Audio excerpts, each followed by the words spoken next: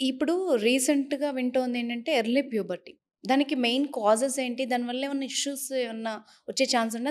ఇదొక భయం గూడా ఉంది పేరెంట్స్‌లో. మరీ అంటే నేను ఈ మధ్య ఒక వీడియో చూసాను.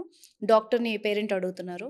8 ఇయర్స్ పాప మెచ్యూర్ అయ్యారు అండ్ అన్‌వాంటెడ్ హెయిర్ గురించి అన్నిటి గురించి అంటే తను చాలా టెన్స్‌గా ఉంది ఆ మదర్. సో, ఏంటి ఇంత ఏజ్‌లో ఇలాగా అని చెప్పేసి.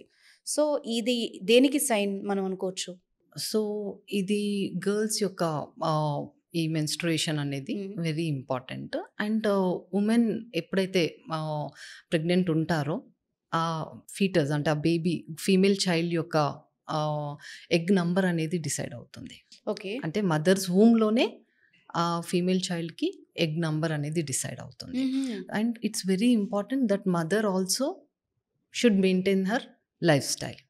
ఓకే. బేబీ కోసం ముందు మదరే మదర్ గూడా కేర్ కేర్ తీసుకోవాలి. ఓకే. తీసుకోవాలి. ఓకే. ఆ! It's very important. సో, తన డైట్ కానీ, హ్మ్. లేకపోతే వెయిట్ కానీ, ఇవన్నీ కూడా వెరీ ఇంపార్టెంట్. మదర్ యొక్కది నేను చెప్పేది.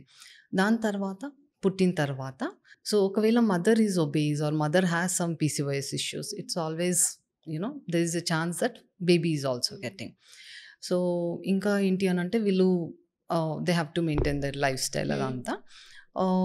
ఎర్లీ ప్యూబర్టీ రీజన్స్ వచ్చేసి మోస్ట్‌లీ ఈ ఎక్కువ ఫుడ్ తీసుకోవడము, ఓవర్ వెయిట్ ఉండడము.